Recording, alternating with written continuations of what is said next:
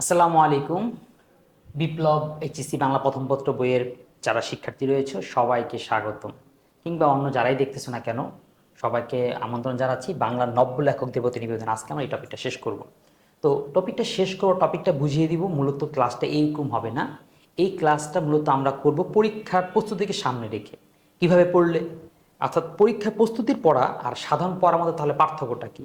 পার্থক্য হচ্ছে একটা হচ্ছে স্যার পড়াটা বুঝিয়ে দেন, এটা একটা পড়া। আর একটা হচ্ছে না কিভাবে প্রশ্ন আসে আর আমি কিভাবে করে উত্তর করব, কোন জায়গাতে প্রশ্ন আসে, কোন উত্তরগুলো সৃজনশীলে ভালো করার জন্য আমাকে কোন জায়গাগুলো হাইলাইট করতে হবে, এমসিকিউ কোন কোন জায়গাগুলো থেকে আসে, এইভাবে করার। অর্থাৎ ক্লাসটা দেখলে যেটা লাভ হবে তোমার মূলত প্রিপারেশন হতে থাকবে। তো সেভাবে করে আমরা পড়াবো, একটু দেখিয়ে নিই কী পড়াতে হবে বা আমরা কী কী পড়াবো। কারণ এমসিকিউ, সিকিউ, জ্ঞানমূলক অনুধাবন, এরপর হচ্ছে সৃজনশীল অনেক কিছুই থাকে, বেসিক বোঝা থাকে, তারপর হচ্ছে আবশ্যক কিছু জানা থাকে, তো আমরা নোট পড়া থাকে। তো আমরা আসলে এই ভিডিওটাতে কী পড়বো সেটা দেখো। প্রথমে যা জানতে হবে এই জিনিসগুলো, অর্থাৎ উৎস, লেখকের পরিচয়, ভাষারীতি, বিষয়বস্তু, শিখন ফল। তো এই পুরোটা পড়লে, লাইন টু লাইন পড়লে তো অনেক সময় লাগবে। আমরা তোমাদেরকে বলে দিব কোন জায়গা থেকে কি পড়তে হবে। তারপরে আসবে হচ্ছে মূল পড়া। ঠিক আছে, মূল পড়ার মধ্যে আমরা যেমন একবার শব্দার্থ আছে এবং পুরো লেখাটা আছে, আবার কিছু সুন্দর করে ব্যাখ্যাও দেওয়া আছে। যাদের কাছে এই বইটি আছে তারা তো দেখতে পাচ্ছ, যাদের নাই তারা অবশ্যই সংগ্রহ করে নিবা। এরপরে দেখো প্রবন্ধের সার সংক্ষেপ, অর্থাৎ পুরোটা পড়ার পরে আমরা একটা হচ্ছে মূল বই, এটা হচ্ছে প্রথম যেটা দেখাচ্ছে সেটা হচ্ছে মূল বই, মূল বইয়ের পড়াটা। তো মূল বই পড়াটা আমরা অবশ্যই এক দুইবার পড়বো, কিন্তু পরীক্ষার আগে মূল বই পড়তে বা মূল পড়াটা পড়তে যেহেতু অনেক সময় লাগে, কিন্তু পরীক্ষার আগে তো এত সময় থাকে না, আমরা অল্প সময়ে রিভিশন দিতে চাই। তো রিভিশন দেওয়ার জন্য আমরা কিন্তু ছোট্ট করে আমাদের এরকম নোট করা আছে, জিনিসটা একদম বুলেট পয়েন্টে দেওয়া আছে, যেটা তোমার সৃজনশীল এমসিকিউতে ওই বুলেট জায়গাটা, হাইলাইটিং জায়গাটা দিলেই টিচার ধরে ফেলতে পারবে যে তোমার পড়াটার সাথে বা তোমার লেখার সাথে যে বইয়ের একটা কানেক্টিভিটি আছে। এরপরে যে সুন্দর সাধারণ নোট, লেখক কি বলেছে, করণীয় কি, বর্জনীয় কি, কোন কোন জায়গা থেকে প্রশ্ন আসে, কী প্রশ্ন আসলে তুমি কোন তালিকাটা দিয়ে দিলে তোমার সৃজনশীলটা পূর্ণাঙ্গ হবে, সেইগুলো তো থাকছেই। এটার পরে হ্যাঁ, এই যে নোট, ঠিক আছে, দেখছো সারসংক্ষেপ, সাহিত্যখোঁজি ব্যাকরণ, এটা আমরা পড়াবো না, এটা যে বইয়ের মধ্যে থাকবে, এটা তোমরা পড়ে নিলে ভালো। বরং এগুলো যে আমাদের আলাদা আলাদা ক্লাস আছে, উচ্চারণ, বানান, সমাস, ঠিক আছে, সেটা ওই সব ক্লাসে পড়বে, এটা পড়ার নাই, নিজেদের পড়ে নেওয়ার।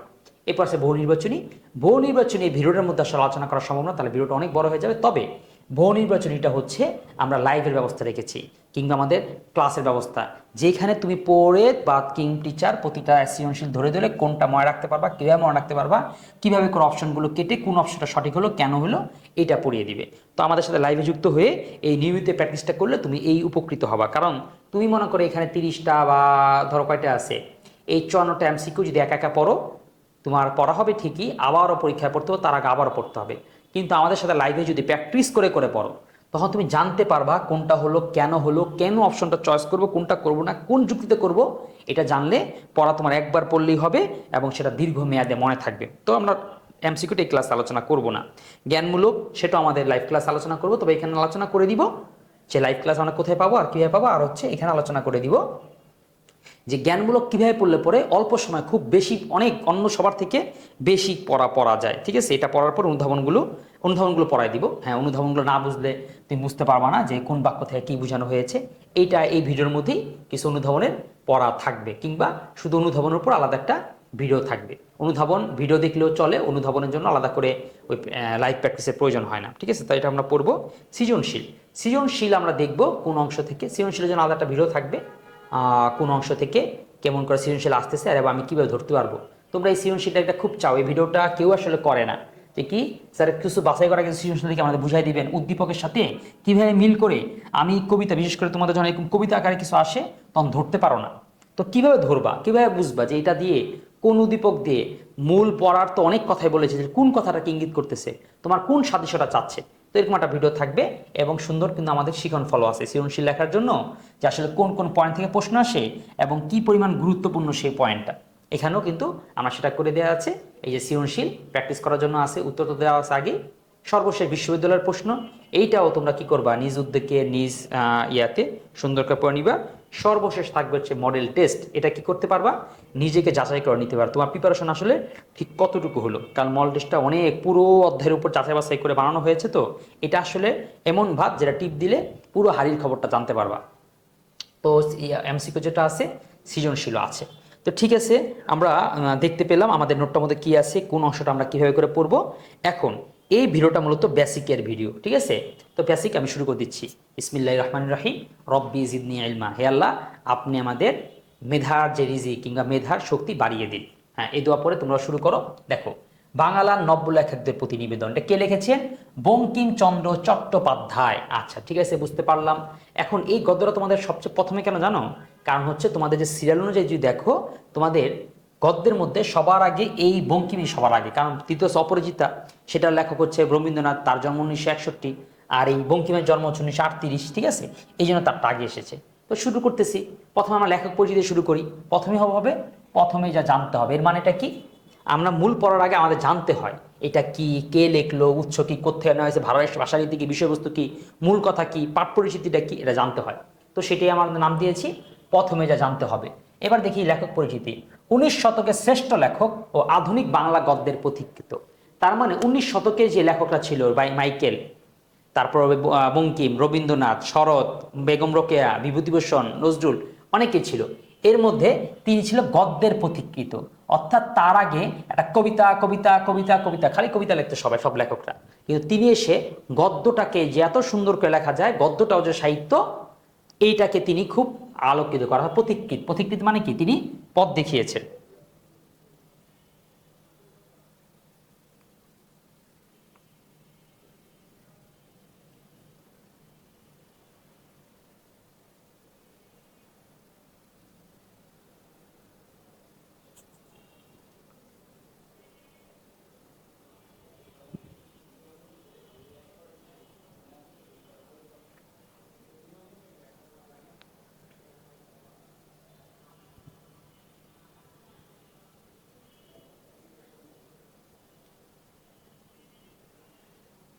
হ্যাঁ, পথিকৃৎ মানে কি? পথিকৃৎ মানে পথ যে দেখিয়েছে। এরপর দেখো নাম বঙ্কিম চট্টোপাধ্যায়, ছদ্মনাম কমলাকান্ত। কমলাকান্ত কি? তার একটা ছদ্মনাম ছিল। তিনি যেই লেখা নিজে লিখতেন, কিন্তু এটা কেউ যাতে না মনে করে, তার দোষ দিয়ে না দেয়, তিনি এই জন্য সেটা কমলাকান্তের ছদ্মনামে লিখতেন। কমলাকান্ত কে? কমলাকান্ত হচ্ছে এমন একটা চরিত্র, সে আফিম খায়, মানে গাঁজা মাজা খায় বা নেশাজাতীয় দ্রব্য খায়। এখন মানুষ নেশা খেলে তো কত কিছুই বলে। তো উনি তার যে লেখাগুলো কেউ কাছে বলতে না পারবে, সেটা কমলাকান্তের ছদ্মনাম দিয়ে চালিয়ে দিতেন, যে ভাই এটা আমি তো লিখি না, কমলাকান্ত তারা গাঁজাখোর, কিংবা কমলাকান্ত একটা নেশাখোর, তো নেশা খায় ও কি না কি লেখছে, এটা কমলাকান্তের জাজি গান গায়, এইটা আমি না। তো লেখক এরকম একটা ছদ্মনাম ধারণ করতেন বঙ্কিম। উপাধি যদি বলি সাহিত্য সম্রাট, এটা কিন্তু খুবই গুরুত্বপূর্ণ, তার উপাধি সাহিত্য সম্রাট। এরপর আসি তার জন্ম 1838। আচ্ছা, যে কোনো লেখকদের খেয়াল করে দেখো, আমি কিন্তু জন্ম তারিখ দিই নাই, তোমাদের বইয়ের মধ্যে জন্ম তারিখ দেওয়া আছে, তুমি সেটা একদম একদম একদম কেটে দাও, কুসকুস করে একদম কেটে দাও, ঠিক আছে? বলে স্যার পরীক্ষাতে চলে আসে, যাদের এরকম মনে হয় পরীক্ষা অনেক চলে আসে, তুমি তোমার বইয়ের উপরের সংখ্যা, পাশের নাম, বইয়ের প্রথমে যে ভূমিকা আছে, কে লেখছে, বোর্ড অ্যান্সার কি বলছে, সেগুলো সমস্ত করে ফেলো। হ্যাঁ, তুমি সব করে ফেলাও, ওকে? কিন্তু তোমরা নিশ্চয়ই ক্লাসগুলো কেন করো? স্যার একটু সহজ করে দেয়, একটু বলেন কি আসে কি আসে না, ঠিক আছে? যে তো এই দেখো, লেখকের তারিখ কখনোই আসে না। লেখকের তারিখ জেনে আমাদের আসলে কি লাভ? কোনো প্রয়োজন কিন্তু নাই। লেখকের সাল জানতে হয় তাহলে, কারণ সাল যেন কি লাভ না, সাল যেন একটা লাভ আছে। এটা আমাদের এটা ডিপেন্ড করে যে লেখকটা ঠিক কত আগে। তিনি কি ভাষা আন্দোলনের আগে, ভাষা আন্দোলনের পরে তিনি একাত্তর যুদ্ধ দেখেছেন নাকি দেখেন নাই? তিনি কি আমাদের মুক্তিযুদ্ধ নিয়ে লিখেছেন নাকি লেখেন নাই? লিখবেন কি লিখবেন না, অনেক কিছু বোঝায়। তিনি কার সিনিয়র, কার জুনিয়র, তিনি কি মধ্যযুগের নাকি আধুনিক যুগের, এরকম নানা বিষয়গুলো বোঝার জন্য লেখকের সালগুলো পড়তে হয়। তাহলে তার সাল হচ্ছে 1838। এখন কি মনে রাখবা? এক কথা, তিনি হচ্ছে রবীন্দ্রনাথ থেকে সিনিয়র ছিল। তারপরে পশ্চিমবঙ্গ জন্ম। দেখো, জন্মটা কিন্তু গ্রাম ট্রাম অনেক কিছু দেওয়া থাকে না, এত কিছু দেওয়া দরকার নেই, তুমি শুধু মনে রাখবা পশ্চিমবঙ্গ। পিতার নাম যাদবচন্দ্র চট্টোপাধ্যায়। তারপর লেখকদের পিতা মাতাদেরকে অ্যাভয়েড করে চলা দরকার, হ্যাঁ, এগুলো পড়ার প্রয়োজন পড়ে না। শিক্ষাজীবন খায়াতের মনে রাখবা, তিনি কলকাতা বিশ্ববিদ্যালয়ে যে পড়াশোনা করেছিলেন, আর তিনি এই কলকাতা বিশ্ববিদ্যালয় বিএ পরীক্ষা উত্তীর্ণদের স্নাতক, মানে প্রথম স্নাতকদের মধ্যে তিনি একজন। অর্থাৎ এই কলকাতা বিশ্ববিদ্যালয় যখন প্রথম হয়, প্রথম বিশ্ববিদ্যালয়ের প্রথম যে স্টুডেন্ট ছিল 3 জন, সে 3 জনের উনি হচ্ছেন একজন। এইটাকে বলতে চাচ্ছে, মানে তখন কত পড়াশোনাই করতে না, অনার্স আবার কয়জনই পড়বে? বিশ্ববিদ্যালয় খোলার পরে পড়ছে মাত্র 3 জন, সেই 3 জনের মধ্যে তিনি হচ্ছেন একজন। কর্মজীবন, এই যে ম্যাজিস্ট্রেট, এটা মনে রাখবা, এটা খুব গুরুত্বপূর্ণ। তিনি ডেপুটি ম্যাজিস্ট্রেট ছিলেন। প্রশ্ন এরকম আসবে এমসিকিউতে, লেখক কি পেশায় কি ছিলেন? Deputy magistrate. কোন এলাকার? এই যে আমাদের বর্তমান যে খুলনা, সেই খুলনা এলাকা তাকে পাঠানো হয়েছিল ম্যাজিস্ট্রেট হিসাবে, এবং তিনি এখানে আমাদের এই খুলনারই ম্যাজিস্ট্রেট হয়ে তিনি ভালো কিছু কাজ করেছেন। ইংরেজদেরকে প্রতিহত করেছেন নীলকর চাষিদের উপর অত্যাচার করা থেকে। আচ্ছা, সংসার জীবন আর বলা দরকার নেই। পুরস্কার তো সেই আমলে তো এরকম প্রথম স্বর্ণপদক, তারপর হচ্ছে 21 পদক, এরপর হচ্ছে স্বাধীনতা পদক, এগুলো কিচ্ছুই ছিল না, সুতরাং তারা পুরস্কারও কিছু পাননি। পত্রিকা সম্পাদনা, তিনি নিজে একটা পত্রিকা সম্পাদনা করতেন, নাম হচ্ছে বঙ্গদর্শন। এটাও গুরুত্বপূর্ণ, প্রশ্ন এটা আসবে যে বঙ্কিম কোন পত্রিকা সম্পাদনা করতেন, কোন নাম? বঙ্গদর্শন। আচ্ছা, বিশেষ অবদান যদি বলি, বাংলা সাহিত্যে তার একটা বিশেষ অবদান আছে, এটা কারও নাই।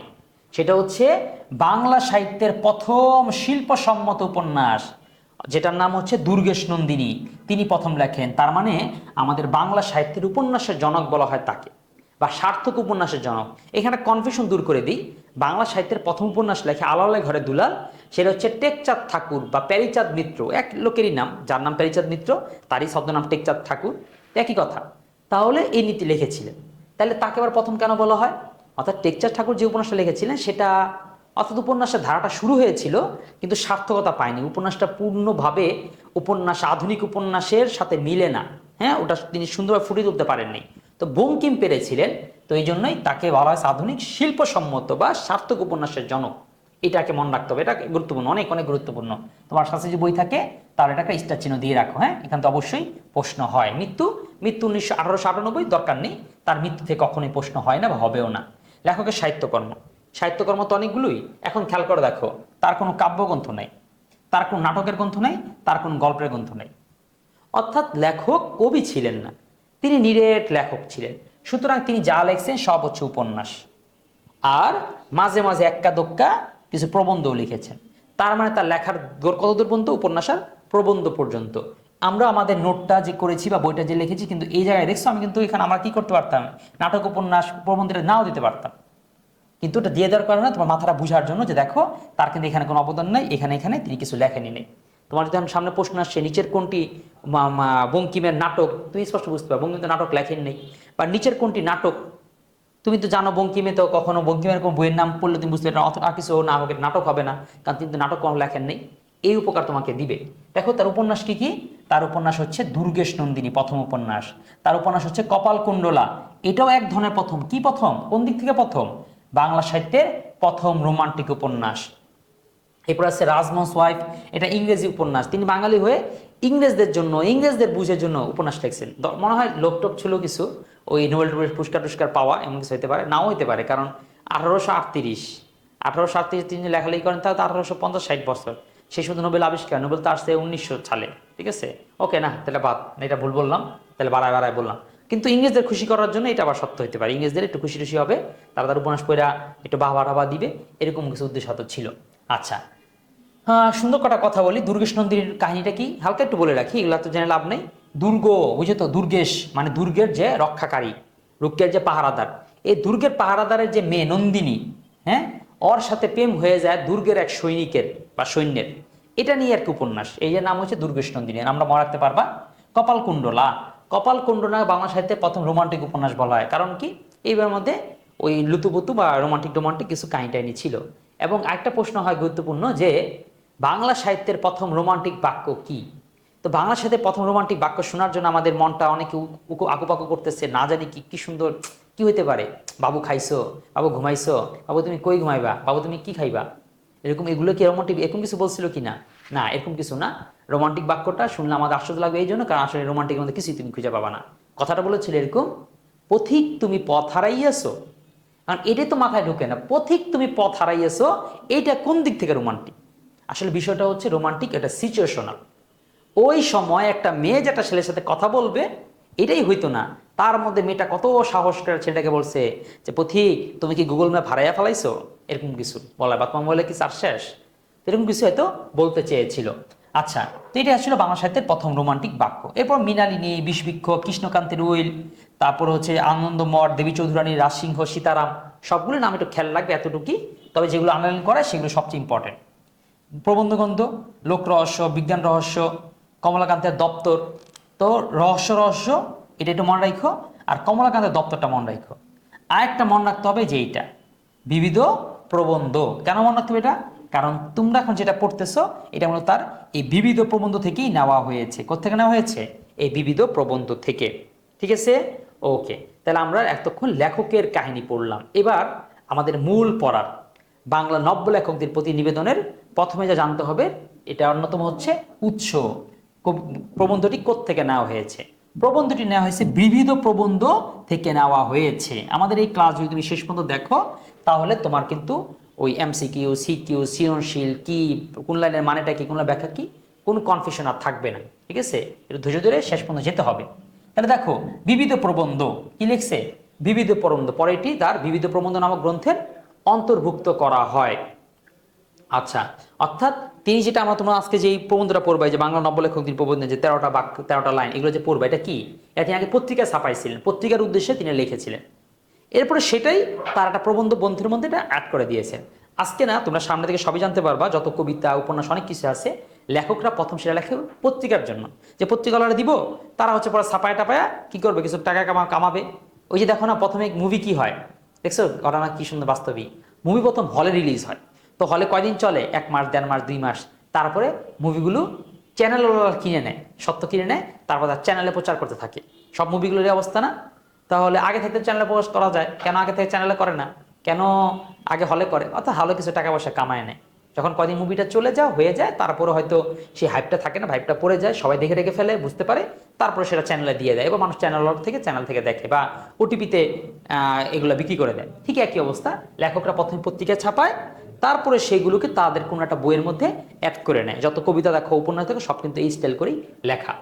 এরপর যে ধরন বলে, এটার প্রবন্ধ, ভাষারীতি, সাধুরীতি। আচ্ছা, এটা একটা কথা, তোমাদের যে 12টা গদ্য, অনেকগুলো কবিতা আছে, এই গদ্যের মধ্যে 4টা আছে সাধু ভাষায়। কি কি? প্রথম যে 4জন, সে 4জনই সাধুতে লেখছে।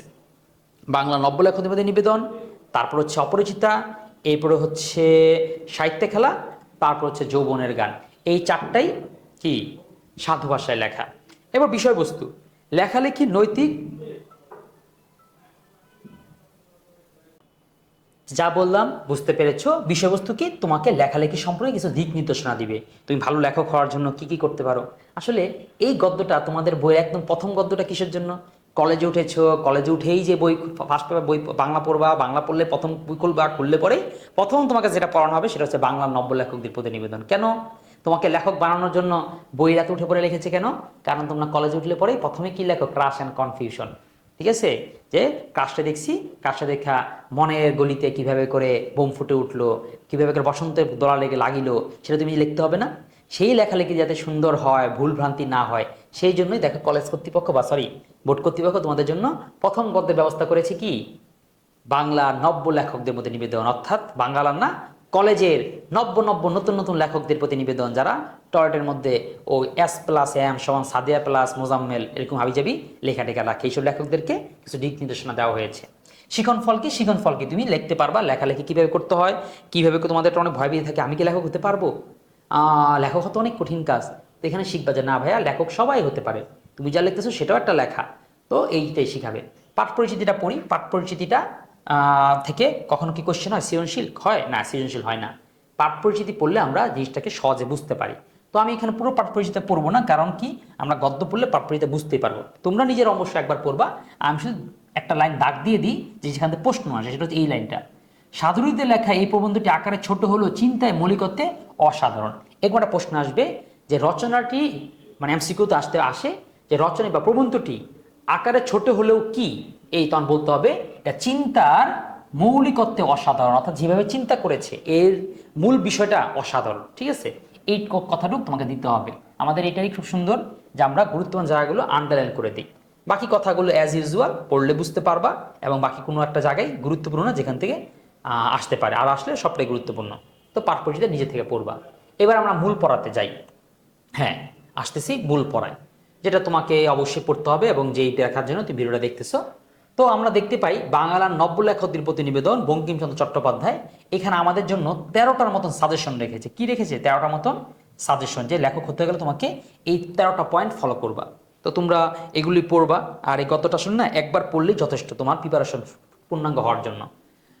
তো প্রথম বলতেছে, 1, যশের জন্য লিখিবেন না, তা হইলে যশও হইবে না, লেখাও ভালো হইবে না, লেখা ভালো হইলে যশ আপনি আসিবে। এর কথা বলতেছে যে যশ মানে হচ্ছে খ্যাতি। যশ মানে কি? যশ মানে খ্যাতি বা সুনাম বা কীর্তি। পড়ছে খ্যাতি পাওয়ার জন্য লিখবেন না, সেলিব্রিটি হওয়ার জন্য লিখবেন না। আমি লিখলে আমি সেলিব্রিটি হয়ে যাব, সবাই আমাকে আমার সাথে সেলফি তুলবে, ভাই এই জন্য লেখার দরকার নাই। কারণ কি, যদি তাইলে হয় এরকম উদ্দেশ্যে তুমি লেখো, তাহলে তুমি তো খ্যাতিও পাবা না, কি লেখাও ভালো হবে না। কারণ তুমি প্রথমে লিখতে বলবো কি, লিখতেছি এই লেখা কি ভালো হইতেছে, এই লেখা যদি খারাপ হয় তাহলে কি আমার সেলিব্রিটি বলবে, না লিখবো না, এমনি তোমাকে লেখাই হবে না। তার চেয়ে বরং তুমি লেখো দূরও আমি আমার মতন লিখবো, লিখতে থাকি, ভালো হইলে হইলে, না হইলে সেলিব্রিটির মতন হইলাম না, সেটা আমার যায় আসে না, আমি আমার কাজ লেখা আমি লিখে যাব।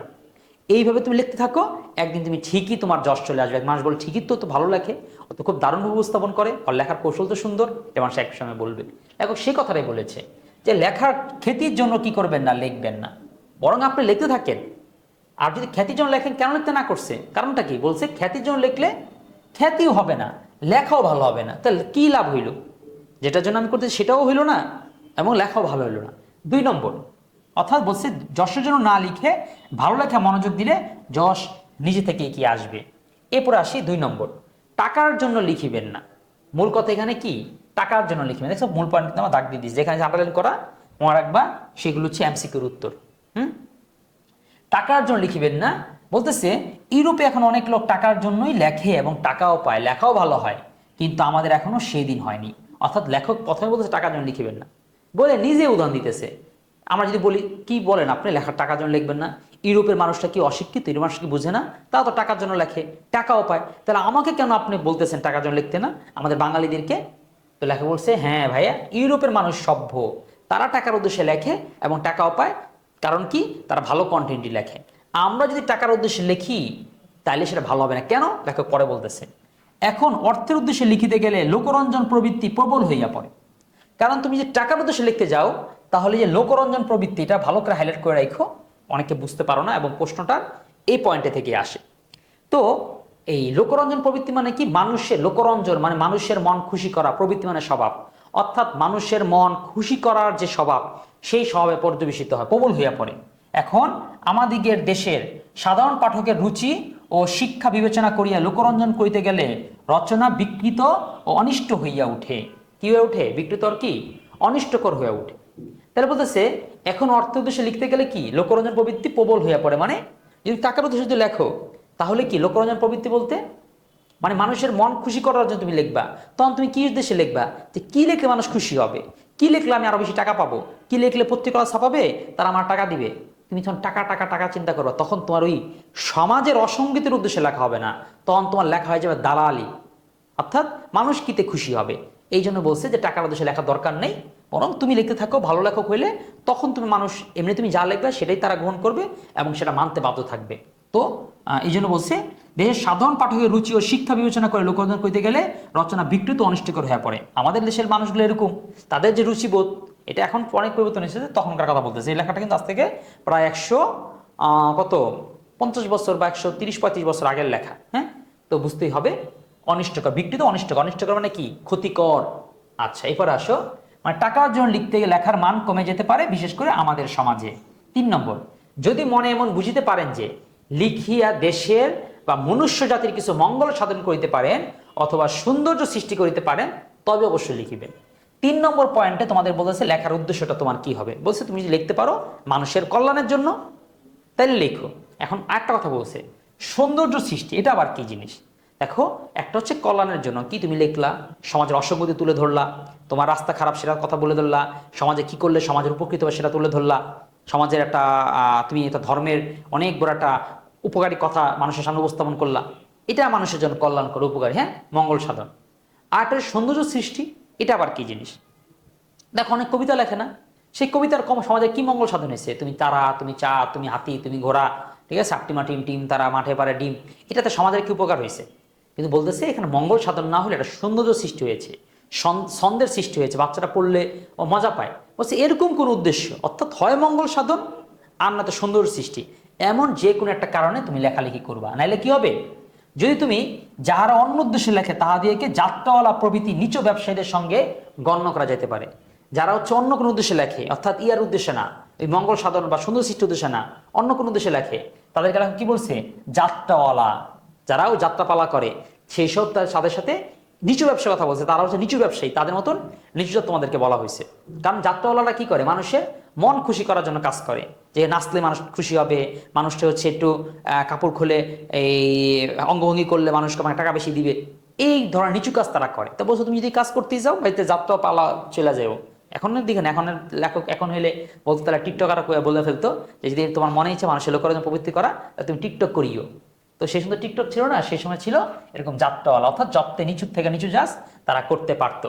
তাহলে যাত্রাওয়ালা প্রভৃতি নিচু ব্যবসায়ীদের সঙ্গে গণ্য করা যাইতে পারে। তাই লেখার উদ্দেশ্য হওয়া উচিত দেশ ও মানবতার মঙ্গল বা সুন্দর সৃষ্টি। 3 নম্বরে লেখার উদ্দেশ্য কথা বলা হয়েছে। এবার সে 4 নম্বর, যাহা অসত্য, ধর্মবিরুদ্ধ, পরনিন্দা বা পরপীড়ন বা স্বার্থ সাধন যার উদ্দেশ্য, সেই সকল প্রবন্ধ কখনো হিতকর হইতে পারে না, সুতরাং তাহা একেবারে পরিহার্য। সত্য ধর্মই সাহিত্যের উদ্দেশ্য, অন্য উদ্দেশ্যে লেখনী ধারণ মহাপাপ। আচ্ছা এখানে কি বলতেছে, বলছে যা অসত্য, ধর্মবিরুদ্ধ বা পরনিন্দা বা পরপীড়ন, অর্থাৎ যা হচ্ছে অসত্য, অসত্য মানে মিথ্যা কথা। তুমি গুজব লিখলা, তুমি বললা যে উমুক দল ভালো না, তুমি লিখলা যে আমার পাশের পাশে উমুক লোক সেটা খারাপ, তুমি লিখলা যে আমি শুনতে পেরেছি যে পদ্মা সেতুতে মাথা দিলে পরে পদ্মা সেতু 100 বছর টিকে থাকবে, এই যেরকম ভুয়া কথা, অসত্য কথা তুমি তোমার কলম দিয়ে প্রতিষ্ঠা করলে, এই ধরনের মিথ্যা বা গুজব বলা যাবে না। ধর্মবিরুদ্ধ, তোমার ধর্মে আছে কি পবিত্র সম্পর্ক, বিবাহ সম্ভবিত মানে বিবাহ মাধ্যমে একটা সম্পর্ক, তুমি লিখলা না লিভ টুগেদার অনেক ভালো জিনিস, বিবাহ করা কি প্রয়োজন, বিবাহ তো একটা অপ্রয়োজনীয় জিনিস, কি এমন যায় আসে যেটা কবুল বললে, তুমি এরকম কিছু প্রতিষ্ঠা করার চেষ্টা করলা। তুমি সমকামিতা নিয়ে লিখলা যে সেটা কত ভালো জিনিস লিখলা, তা ধর্মের বিরুদ্ধে গিয়ে তুমি এই কাজগুলো করলা। তাহলে এটাও উদ্দেশ্য না, সমাজ তাহলে ভেঙে পড়বে, সমাজটা পুরো বিশৃঙ্খল অবস্থা তৈরি হবে, সমাজটা নষ্ট হয়ে যাবে, তো এটা করা যাবে না। পরনিন্দা, তুমি মানুষকে রোস্টিং করলা, অমুকে খারাপ, অমুকে বদমাইশ, অমুকে লুচ্চা, অমুকে বাইক পার পারে, এবং তুমি পরনিন্দা করলা, এটা করা যাবে না। একটা হচ্ছে পরপীড়ন, অর্থাৎ অন্যকে কষ্ট দেওয়া, এরকম কোনো কাজ তুমি লিখলা এমন করে যে সে কষ্ট পেল। একটা হচ্ছে স্বার্থ সাধন, অর্থাৎ তোমার একটা উদ্দেশ্য, তোমার ল্যাজ কেটে গেছে, তুমি লিখলা মানুষের ল্যাজ না থাকলেই ভালো, ঠিক আছে। তুমি মনে করো দাঁড়ায় মতো বাস, তুমি একটা আর্টিকেল লিখলা দাঁড়িয়ে মুতার এত এত উপকারিতা, তো স্বার্থ সাধন, তুমি লিখতেছো একটা জিনিস তোমার এখানে স্বার্থ উদ্দেশ্য ফাসিল হবে। তুমি লিখলা যে কি বলা যায়, এই যে কি বলে 18 বছর বয়সে কেন ছেলেদেরকে বিয়ে দেওয়া দরকার, 21 বছর নয়, কারণ লিখছে কারণ কি তোমার স্বার্থ হচ্ছে যে এই বয়সে তোমাকে যাতে বিয়ে দিয়ে দেওয়া হয়, অর্থাৎ তোমার স্বার্থের জন্য তুমি কিছু একটা লিখলা, এরকম কিছু কাজের কথা বলা হয়েছে। যে সকল প্রবন্ধ কখনো হিতকর হতে পারে না, তাহলে এটা যদি হয় তাহলে এগুলো কোনো উপকারী হতে পারে না, বরং ক্ষতিকার, ঠিক আছে। এই জন্যই বলছে সত্য ধর্ম সাহিত্যের উদ্দেশ্য, অর্থাৎ সাহিত্যের উদ্দেশ্য হচ্ছে সত্যকে প্রতিষ্ঠিত করা, বরং তুমি তো মিথ্যার বিরুদ্ধে লিখবা, তুমি তো মিথ্যাকে বানচাল করার জন্য লিখবা, ঠিক আছে। তো সাহিত্য ধর্ম সাহিত্যের উদ্দেশ্য, অন্য দেশে লেখনি কি মহাপাপ, লেখক শুধু পাপ বলে নাই, বলছে মহাপাপ। কারণ মনে করো একজন লোক একটা পাপ করলো, সেই পাপেরও একটা মাফ আছে, কি তুমি লেখক তুমি এমন একটা খারাপ কিছু করে গেলা, তোমারও লেখায় তুমি মারা যাওয়ার পরেও থাকবে, এরপরে দীর্ঘদিন পর্যন্ত সমাজের মধ্যে একটা বিশৃঙ্খলা তৈরি হতে থাকবে, এই জন্য লেখকের নাম দিছে মহাপাপ। তো আচ্ছা, ব্যাখ্যা কি মিথ্যা, ধর্মবিরুদ্ধ বা স্বার্থপর লেখনী পরিত্যাজ্য এবং অনৈতিক। 5 নম্বর পয়েন্ট, যাহা লিখিবেন তা হঠাৎ ছাপাইবেন না।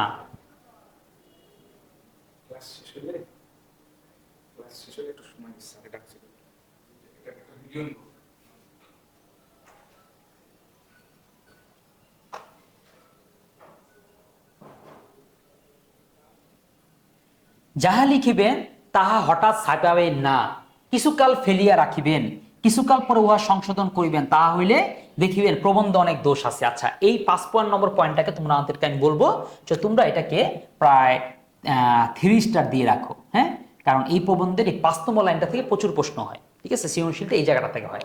কি বলছে, তুমি কিছু একটা লিখছো, বাস তুমি ধুম করে এটা বই আকারে ছাপাই দিয়ে দিলা, যে সামনে বই মেলা বাস ছাপাই দিলাম, আমি লেখক হয়ে গেলাম, সবাই আমার সাথে আইসা সেলফি তুলবে, সুনাম টুনাম করবে, সেলিব্রিটি হয়ে যাব।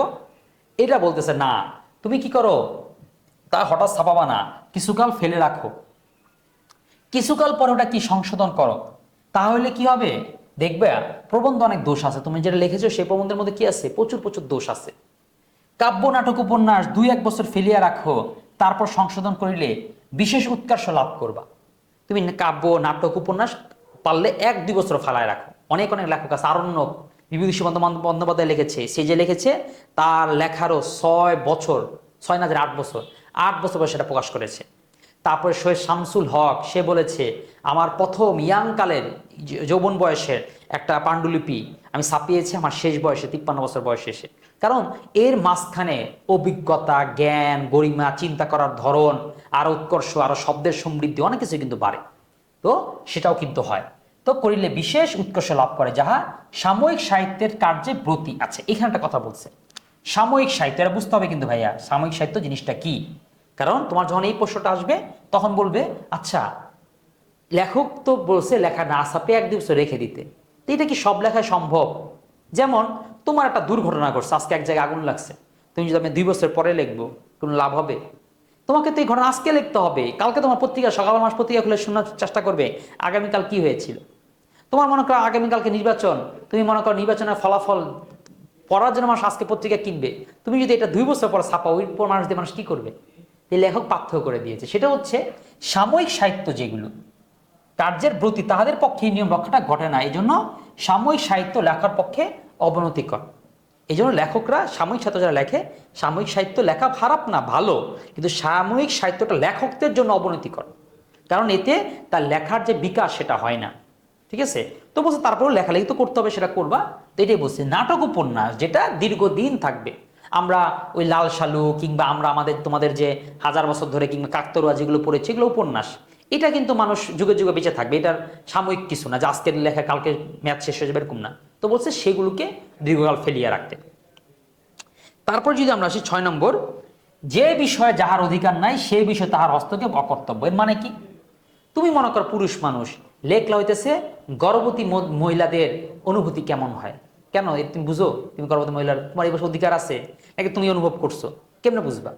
তোমার জোরকারি ভাষায় লেখা দরকার, অধিকার আছে তোমার এই বিষয়ে লেখার। তুমি ডাক্তার না, তুমি পণ্ডিতি করতেছো, ওপেন হার্ট সার্জারি কেমনে করতে হয়। হুম? তাহলে এরকম যে বিষয়ে অধিকার নাই সেই বিষয়ে লেখালেখি করাটা প্রয়োজন পড়ে না। হ্যাঁ, ঠিক আছে, এটা কি অকর্তব্য, এটা সোজা কথা। কিন্তু সাময়িক সাহিত্যে এই নিয়মটি রক্ষিত হয় না। আসলে কি কিছু সাহিত্যে আছে এটা নিয়মটা রক্ষা করা সম্ভব হয় না। কারণ কি?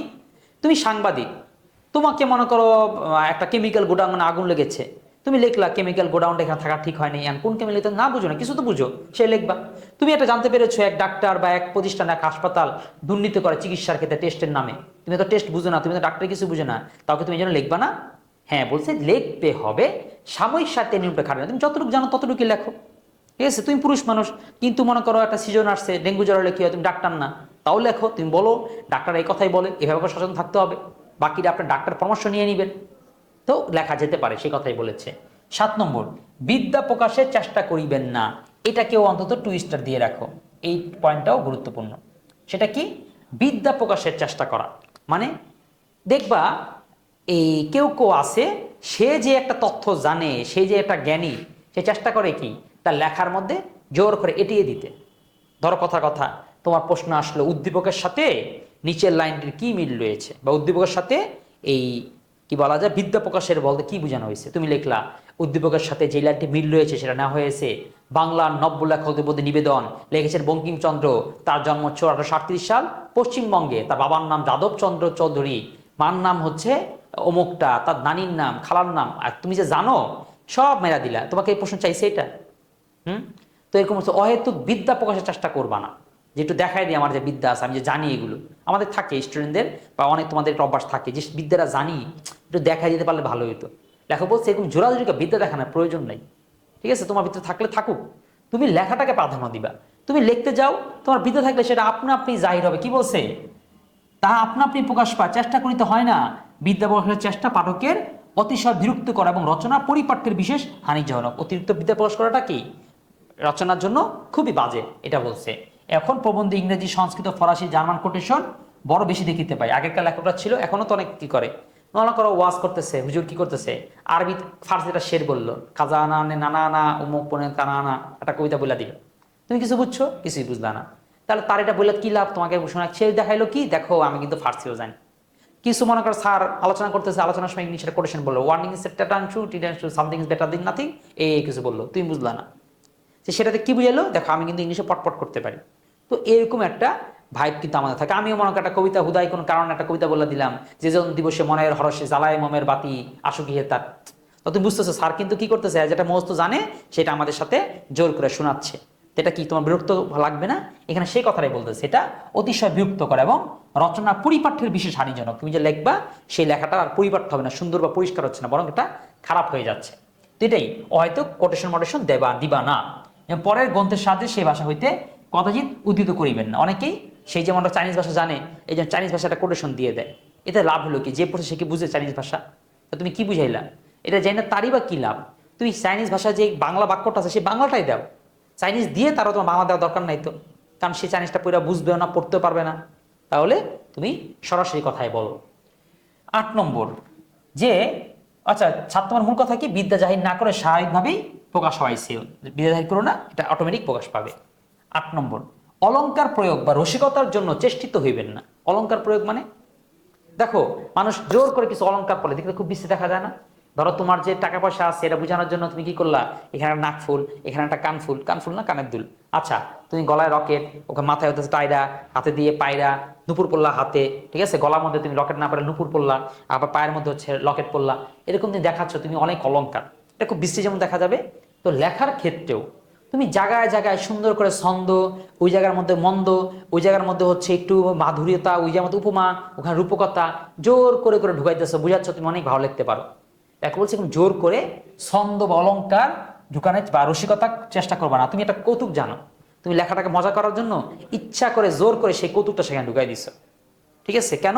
যাতে স্যার পড়তে পড়তে হাসে, যে পড়বে সে যাতে পড়তে পড়তে হাসে। কিন্তু ওটা শুধু ওটা যায়ই না, হ্যাঁ, তোমাকে খাতায় লিখতে সংলাপ লিখতে, যে বৃক্ষরোপণে তুমি সংলাপ লেখো। এখন তুমি জানো তোমার বন্ধুর সাথে তোমার একটা মজার একটা ফান হয়েছে, তুমি ওই বৃক্ষ নাম দিয়ে বললে বললে তুমি একটা ছন্দ, সরি একটা কৌতুক লিখে দিয়ে আসলা। তো এইটাই বলছে, জোর করে রসিকতা করার চেষ্টিত হইবেন না। স্থানে স্থানে অলংকার বা ব্যঙ্গের প্রয়োজন হয় বটে, লেখকের ভান্ডারে এই সামগ্রী থাকলে প্রয়োজন মতো আপনা আপনি আসে পৌঁছবে। যদি তোমার ভান্ডারে থাকে এইটা অটোমেটিক চলে আসবে, এইটা যেন তোমাকে জোরাজুরি করতে হবে না, ঠিক আছে? তুমি স্বাভাবিকভাবেই করে যাও, জোর করো না। বলছে যদি ভান্ডারে না থাকে তাহলে মাথা কুটিলেও আসবে না।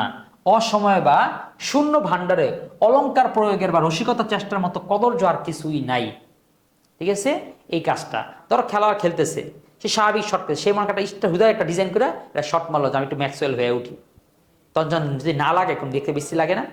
তো বিষয়টা এরকমই, তোমার ভান্ডার যদি থাকে, তুমি যদি এটা পারো, এটা অটোমেটিকই তোমার মধ্যে চলে আসবে, লিখতে লিখতে চলে আসবে, তোমাকে জোরাজোরি করতে হবে না। 9 নম্বর, তার মানে জোর করে অলংকার বা রসিকতা আনতে গেলে লেখা কৃত্রিম হয়, ভালো হয় না। 9, যে স্থানে অলংকার বা ব্যঙ্গ বড় সুন্দর বলে বোধ হইবে সেই স্থানটি কাটিয়ে দিবে, এটি প্রাচীন বিধি। মানে তুমি মনে কাটা লেখা লিখছো, তোমার কাছে খুব ভালো লাগতেছে জিনিসটা, অনেক কষ্ট করে আমি এই ছন্দটা কবিতাটা লিখছি, কিন্তু তোমার এই কবিতাটা ওই গদ্যের ওই জায়গাটা অপ্রাসঙ্গিক।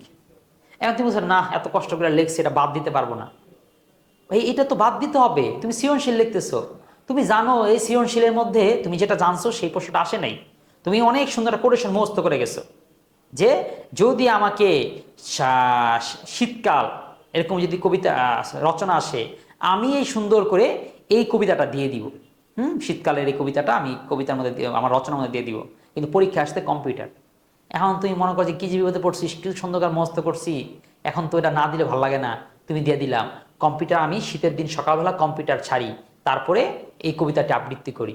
এই যে তুমি জোর করে তুমি মনে করো এই ওই কবিতা যে পড়ছো যে জোর করে দিয়ে দিলা, এটা কি ভালো দেখা যাবে?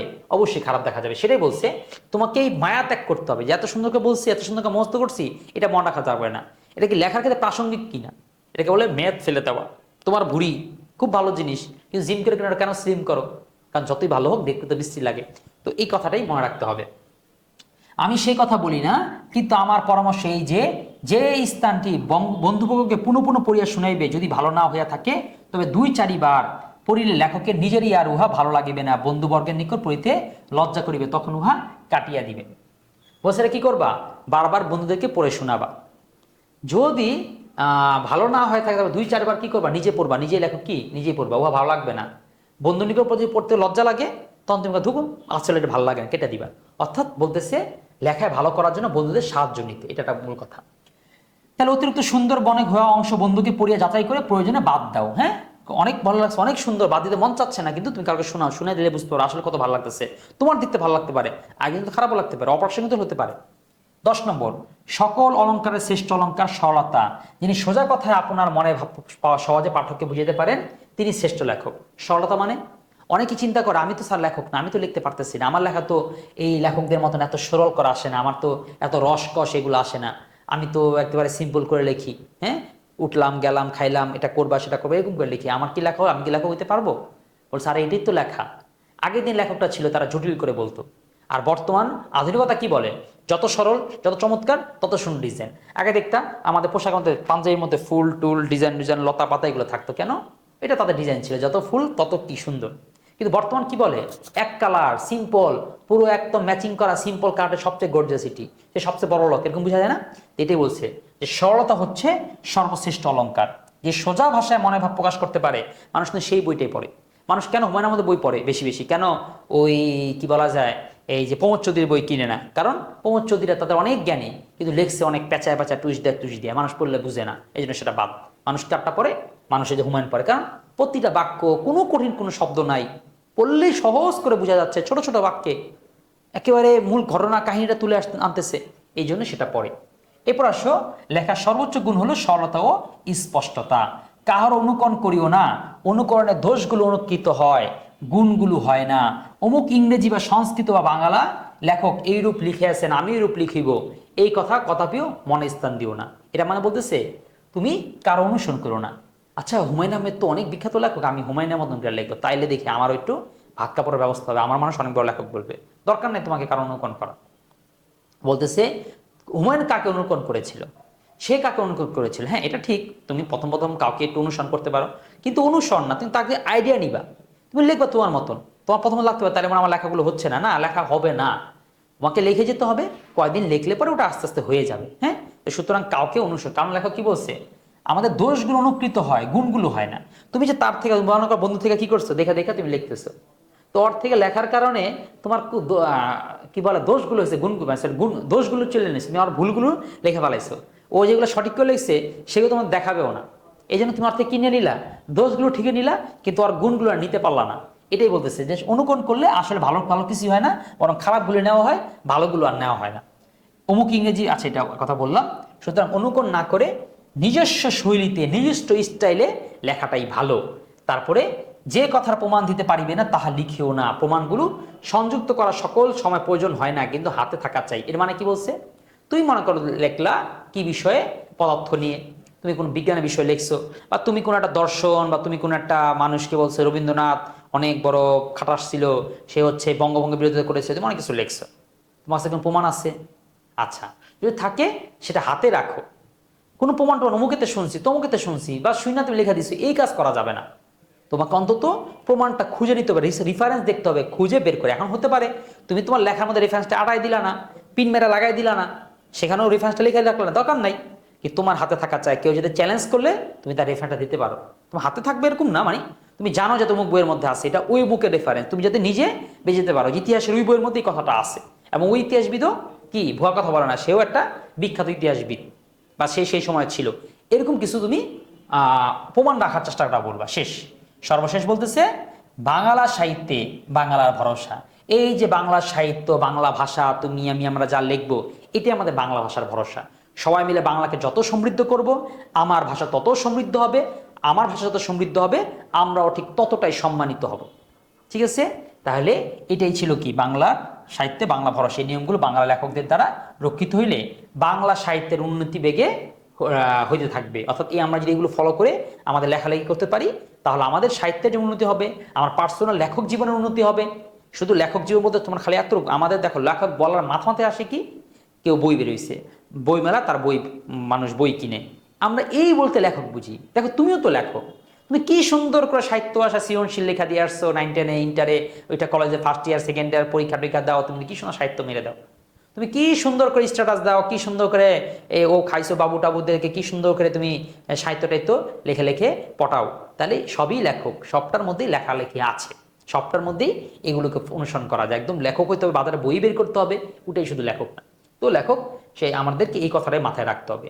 ঠিক আছে, এবার যদি আমরা নোট পড়ি, এটা তোমরা লেখা আছে, এটা আমরা পড়া দেয় কিছু নেই, এটা তোমরা কখন পড়বা, এটা হচ্ছে একবার পড়বা, কিন্তু পরীক্ষার আগে শুধু এটাই পড়বা, কারণ পরীক্ষার আগে কিন্তু মূল পড়াটা আবার রিভিশন দেওয়ার সময় থাকে না, যে অল্প সময়ের জন্য। তো এটা আমার পড়বো, আমরা বুলেট পয়েন্ট করে দেওয়া আছে মূল কথাটা কি, এবং একটু ছোট করে ব্যাখ্যা দেওয়া আছে, এবং এই বুলেট পয়েন্টগুলো পারলে মুখস্থ করে ফেলবা। তাহলে কি হবে, তোমার সৃজনশীল যেটাই দাও না কেন এই বুলেট পয়েন্টটাকে আগে রেখে তারপরে সামনে আগাবা।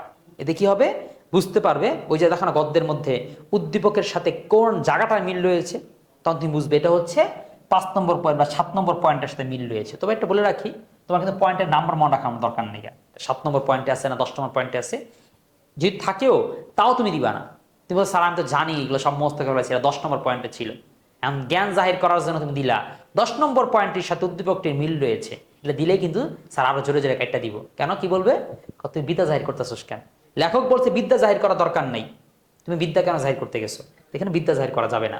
আর আমাদের এই যে নোটটা আছে সেই নোটটা পড়ে আরাম পাবা। যেমন দেখো এটা কি, যে বলছিলাম না, এটা এই দুইটা লাইন গুরুত্বপূর্ণ, যে আকারে ছোট কিন্তু চিন্তার মৌলিকতায় অসাধারণ, বক্তব্যের গভীরতা সর্বকালীন ও বৈশ্বিক আবেদন। মানে লেখক এমনই একটা প্রবন্ধ লিখে গেছে সর্বজনীন, আজকে 150 বছর পরে এসো মনে হচ্ছে এখানে সবগুলো কথা আমাদের জন্য বলা হয়েছে। তারপর বৈশ্বিক আবেদন, এটা এমন কথা বলছে সেটা শুধু বাংলাদেশ না, পৃথিবীর অন্য দেশগুলো যেটা ফলো করে তাহলে তার ভালো লেখক হতে পারবে। এই লেখার অসাধারণত্ব। উদ্দেশ্য কি, বাংলা সাহিত্যের মনোন্নয়ন ও নবীন লেখকদের জন্য আদর্শ দিক নির্দেশনা প্রদান।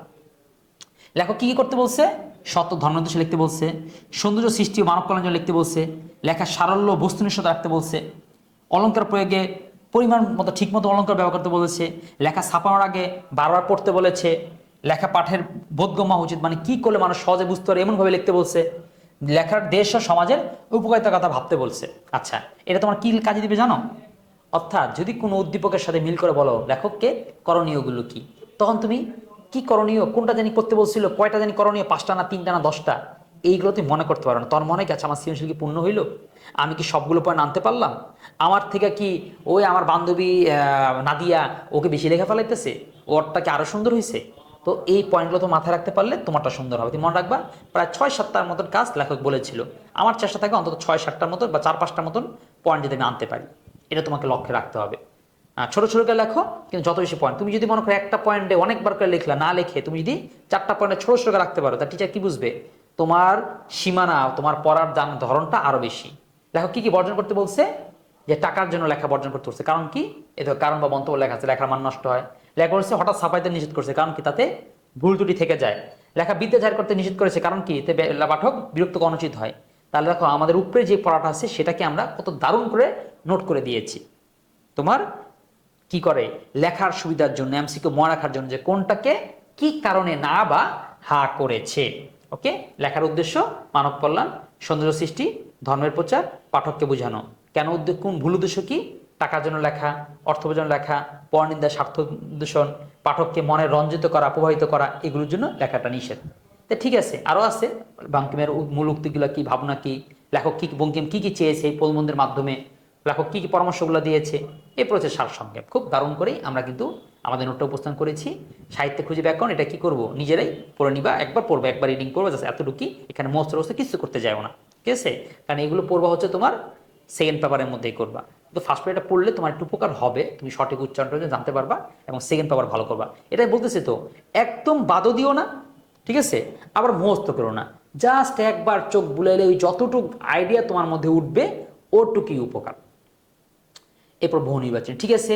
বাকি অংশ আর এই ভিডিওতে না, ভিডিওটা অনেক বড় হয়ে গেল, তারপরেও তোমাদের একটা এক ক্লাসের মধ্যে পূর্ণাঙ্গ বেসিক প্রিপারেশন হয়ে গেল। আমরা এমসিকিউগুলো এবং জ্ঞানমূলকগুলো লাইভে উপস্থিত হয়ে করব। আর সৃজনশীলের জন্য আরেকটি ভিডিও থাকবে, সেই ভিডিওটি দেখার অনুধাবনের জন্য একটা ভিডিও থাকবে, এবং সৃজনশীলের জন্য একটা ভিডিও থাকবে। ওই অপর দুইটি ভিডিও দেখার জন্য আমন্ত্রণ জানিয়ে এই বেসিকের ভিডিওটি এখানে শেষ করছি। আসসালামু আলাইকুম।